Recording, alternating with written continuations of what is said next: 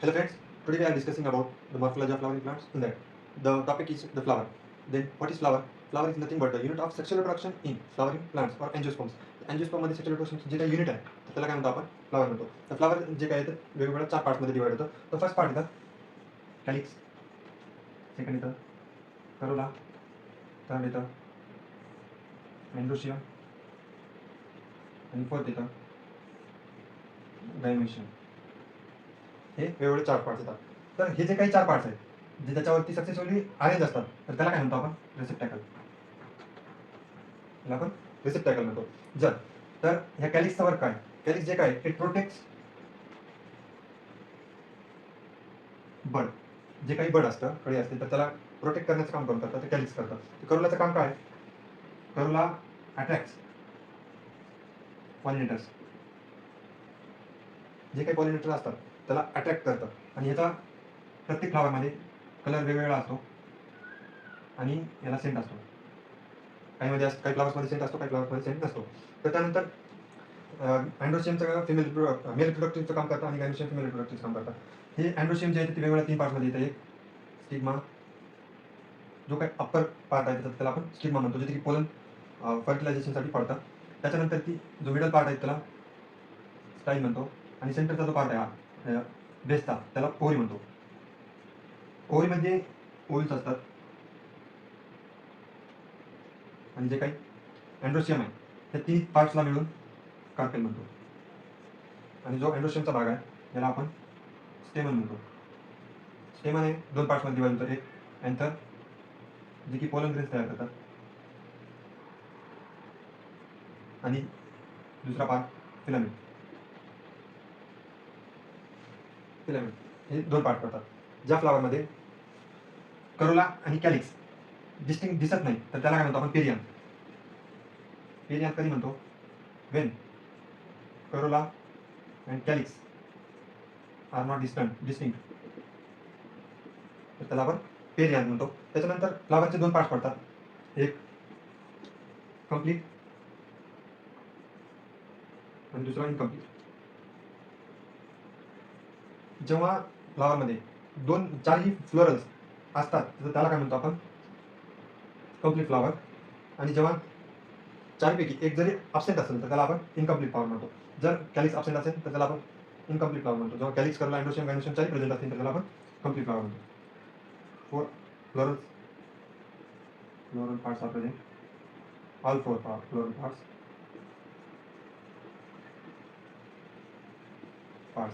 Present असतात त्याला complete म्हणतो. लेस दॅन 4 ज्यामध्ये प्रेझेंट असतात त्याला इनकम्प्लीट फ्लावर म्हणतो. तर ह्याच्यामध्ये जर ज्या फ्लावरमध्ये गायनोशियम आणि अँड्रोशियम दोन्ही प्रेझेंट असतात तर त्याला आपण बायसेक्शुअल म्हणतो. गायनोशियम प्लस अँड्रोशियम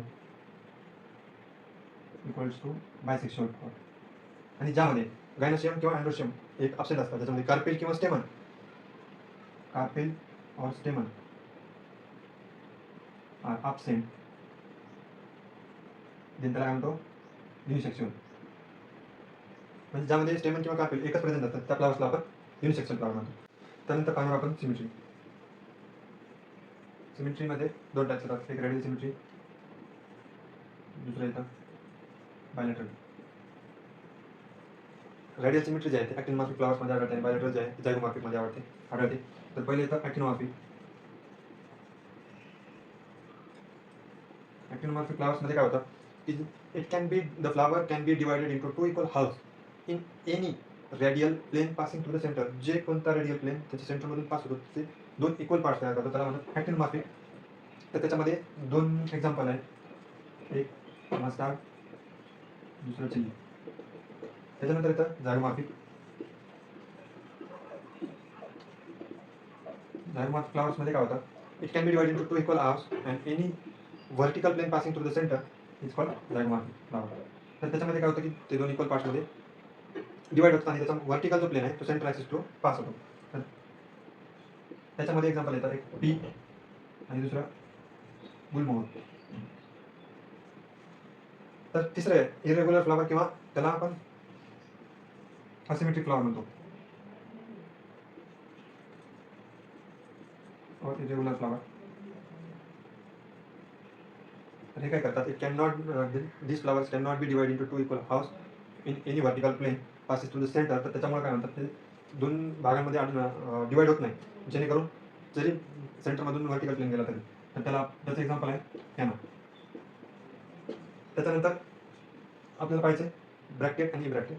तर ब्रॅकेट काय, जे काही फुलाचा खालचा भाग आहे, हा पेडकलचा वरती फुलाचा खालचा भाग आहे, त्याच्यावर रिड्युसर लिप जे असतात, जर रिड्युसर लिप जे असतात फाउंड ऑन द रेसिप्टॅकल और बिलो पेडल्कल, तर त्याला काय म्हणतो आपण, ब्रॅक्ट म्हणतो. जे ज्या प्लांट्समध्ये ब्रॅक्ट प्रेझेंट असतात त्याला ब्रॅक्टेट म्हणतात. आणि ज्याच्यामध्ये पेडल्कलच्या खाली रिड्युसर लिप फाउंड होत नाही तर त्यांना ब्रॅक्टेट म्हणतात. त्यानंतर पाहणार आहोत आपण the position of calyx, Corolla, androecium in flower with respect to ovary that describes flower in 3 types: hypogynous, epigynous and perigynous. Then the first flower is hypogynous. In that the ovary or gynoecium possesses the highest position and other are below the ovary, then it is called hypogynous, and the ovary is called superior ovary.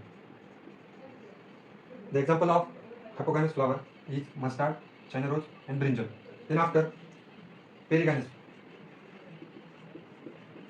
flowers, तर त्यामध्ये काय होतं की ovary ही सेंटरला येते आणि जो काही थॅलॅमस आहे त्याच्यावरती कॅलिक्स, करोला आणि एंड्रोशियम अटॅच असतात ओव्हर द ओव्हरी, त्यामुळे त्याला पेरिगायनस म्हणतात.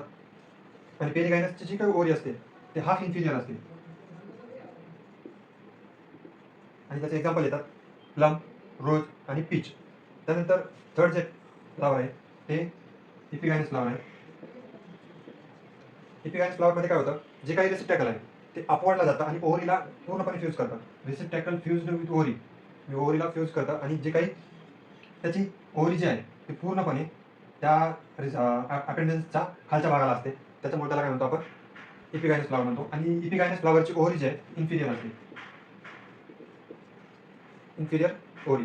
आणि ते इन्फिरियर ओव्हरीचे एक्झाम्पल कोणते प्लांट्समध्ये येतात, तर ते गव्हामध्ये येतात, कुकुंबरमध्ये येतात आणि रेफ्लोरेट्स ऑफ सनफ्लावरमध्ये येतात. तर हे ओव्हरीच झालं. त्यानंतर पाहणार आपण एस्टिवेशन.